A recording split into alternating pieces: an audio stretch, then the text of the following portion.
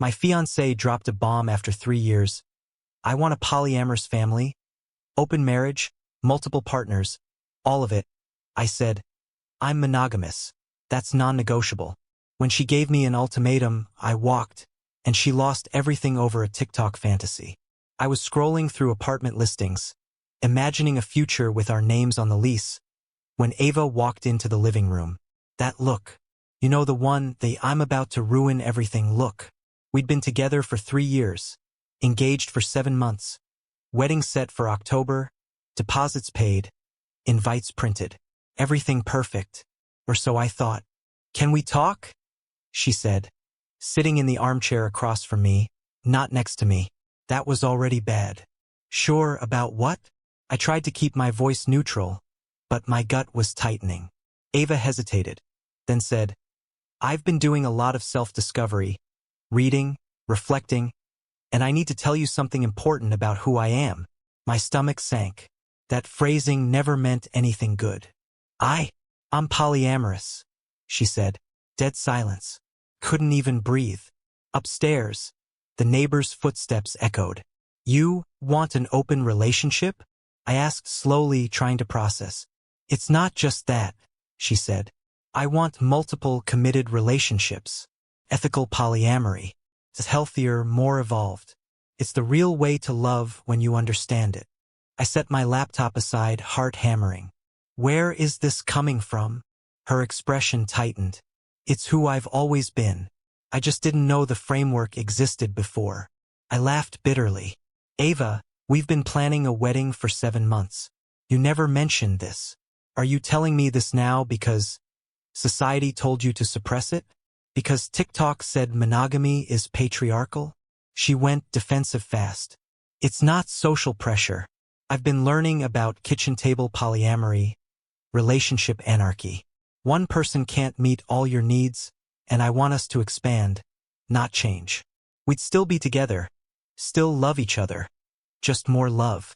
I felt a weird calm settle over me, the eye of the storm type calm. I get that one person can't meet every need, I said slowly. Friends, family, community, that's one thing. But romantic, sexual, I'm monogamous. That's non-negotiable. Her face fell. You won't even try? I can't. That's me, Ava. That's what I need in a relationship. Ava's voice rose. Then you're rigid, closed-minded. You're choosing control over love. I stood, trying to stay steady. I'm choosing honesty over pretending. You're choosing fantasy over reality. You're asking me to erase who I am. She pulled out her phone. Look, these educators I follow online say if a partner refuses polyamory, that's a red flag. You don't actually care about my happiness or growth. You gave me an ultimatum, I said quietly. Polyamory or break up. I chose break up. That's on you. She froze, then whispered, almost to herself. Then, I guess we're done. I sat back down, numb. 20 minutes ago, I was imagining a future together. Now my engagement was gone. She stood, grabbed an overnight bag. I'll stay at Lila's tonight. We'll figure out the apartment later. And just before she left, she looked back at me with a smile that chilled me to the bone. You really are okay with this, aren't you? I didn't answer.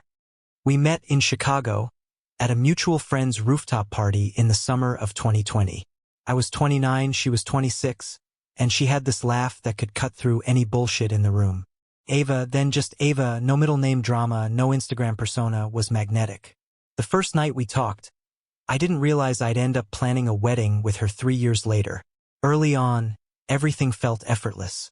We shared the same taste in music, loved spontaneous road trips, and argued like civilized adults. Our fights were rare, passionate, and always resolved before the sun set. I never imagined someone could feel like home until her. We moved in together 6 months later, in a tiny 2-bedroom near Lincoln Park. Our apartment smelled like coffee and books, with 2 cats weaving between our legs every morning. I learned to love her quirks, the way she reorganized the kitchen alphabetically, how she hummed songs she didn't know the words to, how she would stay up until 2 a.m. binging documentaries on social justice causes. I didn't just accept it, I admired it. By the time she proposed to me, 6 months before the wedding, everything felt cemented. I said yes immediately. No hesitation. There were no doubts, just plans. The October wedding, our joint savings account, a life we were supposed to build together. And now, sitting alone in that living room, the weight of Ava's words pressed down like a physical force. I kept replaying the last few weeks in my mind. 6 weeks. That's all it took for her to rethink 3 years of commitment. 6 weeks of TikTok videos, self-help articles, and polyamory experts, convincing her she wasn't enough with me. The reality hit harder than I expected. I didn't just lose a partner. I lost the vision of a future I'd meticulously crafted, a life I thought we were building together. Every laugh, every plan, every late-night conversation suddenly felt like a prelude to a betrayal I hadn't seen coming. And beneath the heartbreak, there was a simmering anger, not just at her, but at the audacity of it all, the way she could pull the rug from under me, the casual ease with which she decided our engagement, our love, our future was disposable. I had trusted her with everything, and in 6 weeks, she had convinced herself that wasn't enough. Then came the creeping thought that haunted me most. What if this wasn't about polyamory at all? What if this was just the beginning of a much larger betrayal, one I hadn't even imagined yet? I looked at the empty space where she had been, the apartment suddenly too quiet, too still. The sunlight streaming through the windows felt sharper, colder, exposing every corner, every shadow of a life I thought I had. And deep down I realized, the story wasn't over. Not by a long shot. The next few days were hellish. Every notification on my phone made my stomach tighten. Ava didn't just ghost me. She kept sending these "let's talk" messages, each one more suffocating than the last. I ignored most of them, but one slipped through. "I think we both overreacted. Can we meet?" I almost replied. Almost. But something inside me recoiled. I kept replaying her words. The way she smiled as if breaking my heart was a casual, thoughtless act. 3 years of memories, thrown away over 6 weeks of TikTok research. That's when the anger started to crystallize, sharp and cold. I called my best friend, Marcus, pacing the small apartment. She ended it over, what? A lifestyle blog. I laughed, bitter, but it didn't reach my eyes. Marcus was quiet for a moment. "Dude, are you sure it's that simple? Sometimes people just change. Sometimes they've already moved on and are looking for a reason." "What do you mean?" My voice pitched higher than I wanted. He hesitated, then said, "I don't know. Maybe she already had someone else lined up and used this as an excuse." I laughed, trying to push it away. "No, she's not like that. I mean, she couldn't be." But deep down, the thought wormed in. The way she left, so neat, so practiced, so calm. The overnight bag, the perfectly timed text, the smirk at the door. It didn't add up. Then Saturday came, moving day. I'd boxed up every trace of our shared life. Dishes, books, clothes, photo frames. The doorbell rang, and I opened it to find Ava standing there. Not alone, but with her best friend, Lila, and her mother, Diane. 3 people, all judging me silently, like I was the villain in a story I didn't even know I was acting in. Diane's eyes narrowed. "I cannot believe you're doing this to her." I swallowed hard. "Hi, Diane. Good to see you too." Lila jumped in, almost gleeful. "You realize you're throwing away a 3-year relationship because he won't share you?" I gritted my teeth. "I'm not sharing anything. I'm being honest about what I need in a relationship.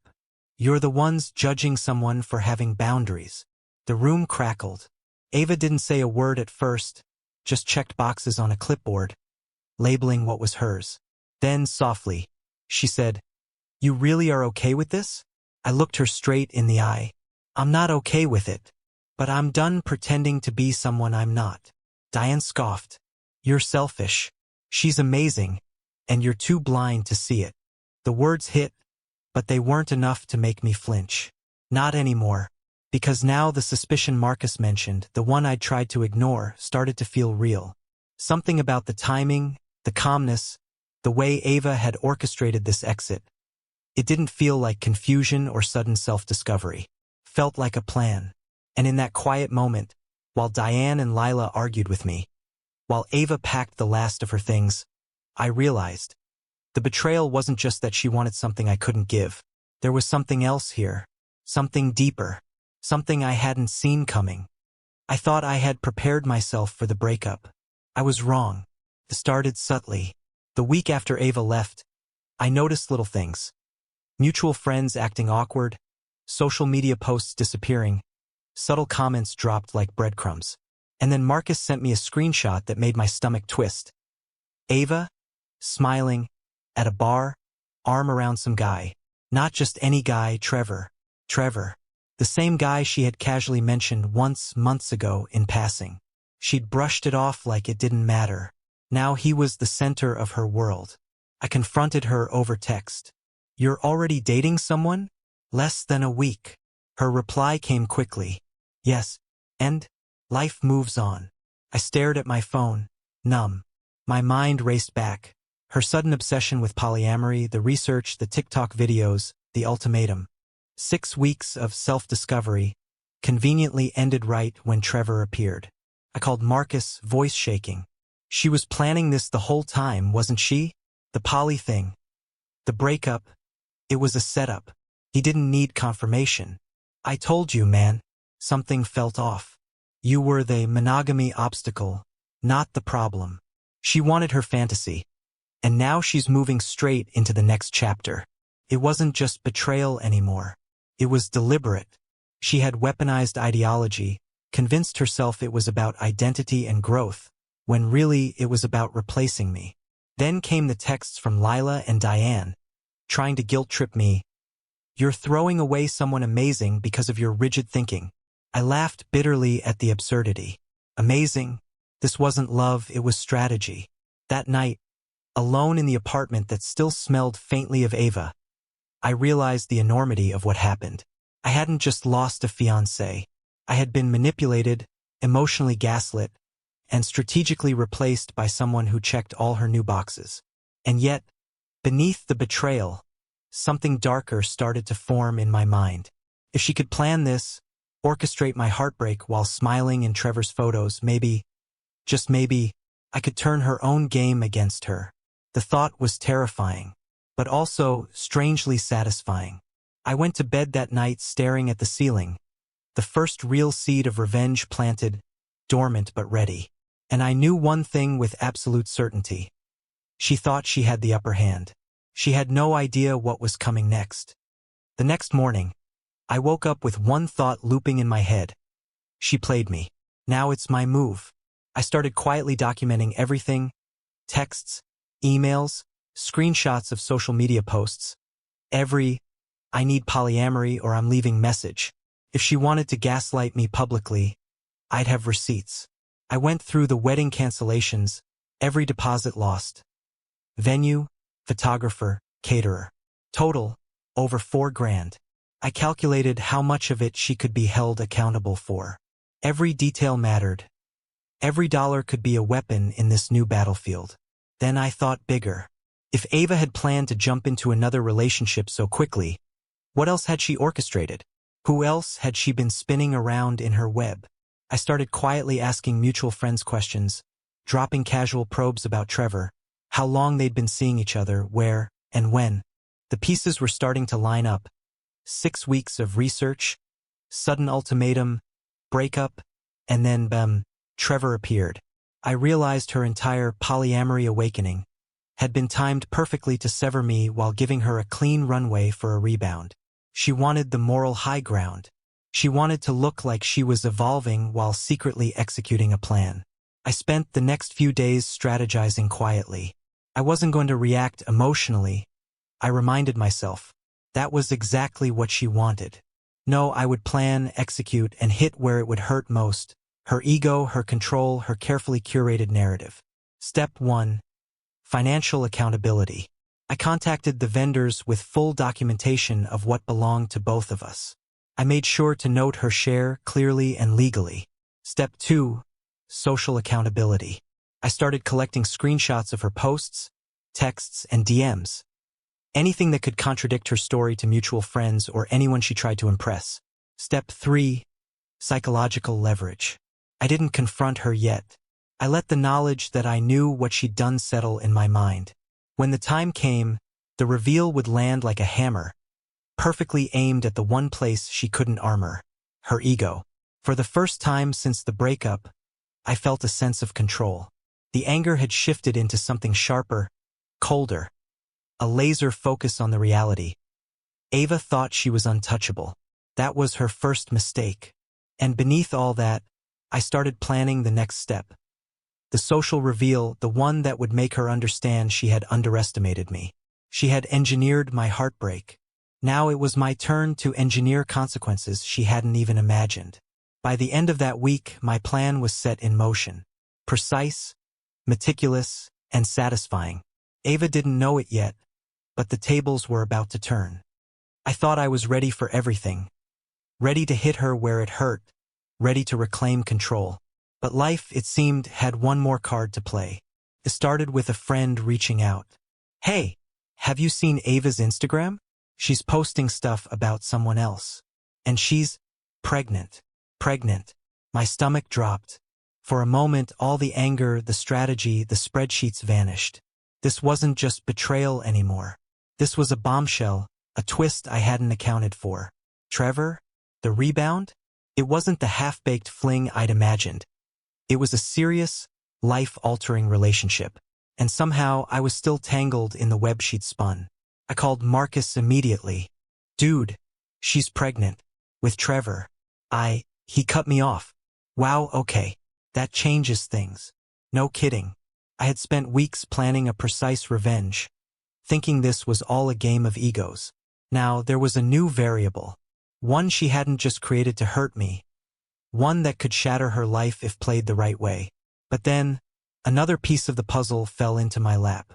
While going through old emails for vendor reimbursements, I found a string of messages between Ava and Trevor that predated her polyamory awakening.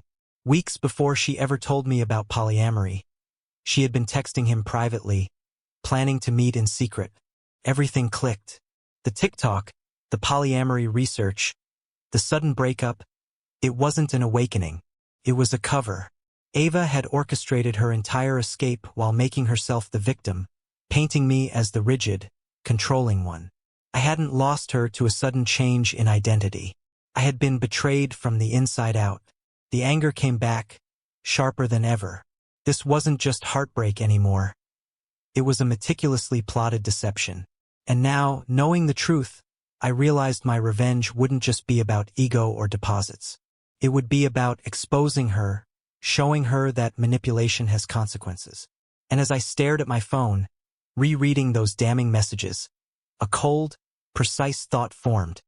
She thought she was untouchable. She has no idea what's coming next. I needed proof before I confronted her. I dug deeper, piecing together dates, texts, and social media activity. What emerged wasn't just betrayal. It was cold, deliberate, and horrifying in its calculation. Ava hadn't discovered herself. She had a plan from the start. She wanted the excitement of a new relationship without losing the safety net I provided. Stability, financial security, and social respectability. She'd built this whole polyamory act as a smoke screen, a moral justification for what was essentially premeditated manipulation. The timeline was brutal. Weeks before she first mentioned polyamory, she had been secretly messaging Trevor, coordinating late-night meetups. The TikTok videos, the articles, the urgent, "I need to be poly or we're done" ultimatum, they were carefully crafted to paint me as controlling, unyielding, the villain. She didn't just want out. She wanted me to look like the bad guy while she slid into her new life. The realization hit me like a punch. She hadn't panicked or changed her identity. She had been planning this, engineering my heartbreak to give her a clean moral escape. She calculated every reaction I'd have, every argument we'd exchange, every ounce of guilt I'd feel. I wasn't leaving her. I was being pushed out, manipulated like a pawn in her personal power play. And the cruelest part? She still had the audacity to frame me as selfish, rigid, closed-minded. She had the gall to accuse me of suppressing her growth, of being the one who couldn't handle love. Meanwhile, she was lying, scheming, replacing me with Trevor, and creating a pregnancy timeline that ensured she could claim independence and self-discovery while I was left to deal with the emotional fallout. It wasn't just betrayal. It was a lesson in cold, calculated selfishness. She didn't want love. She wanted control, and she got it until I realized how predictable her next steps would be. I sat back, the weight of it pressing down. Every argument, every tear, every ultimatum. It all made sense now. She wasn't a victim of identity or growth. She was a predator in designer clothing, and the only thing she underestimated was that I could see through it. And when I did, that's when I knew exactly how to make her pay. Once the truth sank in, the anger started to fade. Not because she deserved forgiveness, but because I finally understood she didn't deserve any more of my energy. Ava had already stolen 3 years of my life, and I wasn't going to give her another minute of it. Still, I wanted the truth out there. Quietly, methodically, I let people see who she really was, without ever saying a cruel word. When friends asked what happened, I sent screenshots. Her ultimatum texts, her polyamory or we're done messages, her posts with Trevor that overlapped our engagement. I didn't embellish anything. I didn't need to. The truth spoke for itself. It spread fast. Lila stopped messaging me. A few of our mutual friends apologized privately, saying they hadn't realized how manipulated the whole situation was. Even Diane stopped sending her guilt-tripping texts after someone apparently showed her the messages Ava had sent me while she was discovering herself. Then came the last message from Ava herself. I heard people are talking. You didn't have to humiliate me like that. I typed slowly, carefully. I didn't humiliate you, Ava. I told the truth. The rest did that on its own. No reply. That was the moment I finally felt the weight lift. In the weeks that followed, I started over: new apartment, new number, new routines. I sold the engagement ring, used the money to cover the wedding deposit losses, and bought myself a plane ticket to Portland for a week just to clear my head. It wasn't revenge in the classic sense, but it was justice. Quiet, measured, and complete. By the time I got back, Ava and Trevor were over. Mutual friends said she'd moved out, deleted half her social media, and was taking time to work on herself. Typical. I didn't feel vindictive anymore, just done. I'd already spent too long living in her shadow. I finally had peace, and that was something she could never touch. The night I unpacked in my new place, I sat on the couch, ordered takeout, and watched the city lights blink against the window. For the first time in months, I felt something that actually resembled freedom. Sometimes the best revenge isn't destruction. It's silence, distance, and rebuilding your life so well that the person who broke you can't recognize you anymore. And when my phone buzzed again, I didn't even look to see who it was.